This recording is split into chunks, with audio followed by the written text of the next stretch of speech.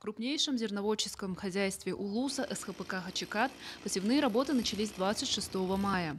На сегодняшний день пшеницы, ячменя и овса отсеяно на площади 470 гектаров. Ну, нынешняя посевная сравнение прошлого года увеличили на 300 гектаров. Это получается 400 гектаров пшеницы, 400 гектаров ячменя и 720 гектаров овса.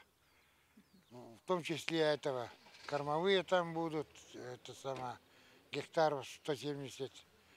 Ну и заброшенные пахотные поля восстанавливать будем нынче.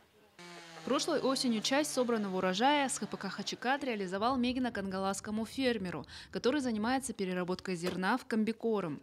Нынче сотрудничество продолжится, и объем сдаваемого зерна планируют увеличить. В прошлом году у этого хозяйства СХПК «Хачикат» мы заготовили 500 тонн зерна, и в текущем году тоже планируем в пределах 600-800 тонн организовать гарантированный закуп у этого хозяйства. Также в самом разгаре сев зерновых культур идет в Якутском НИИ сельского хозяйства. У института есть опытные поля в Хангаласском Улусе. Здесь идет посев двумя способами – ручным и при помощи техники. Вручную сеют в научных целях, то есть для выведения новых сортов зерновых культур, а технику используют при севе в целях семеноводства. Научные посевы мы сеем в этом году на площади 3,5 гектара, а семеноводческие в Покровске 25 гектаров.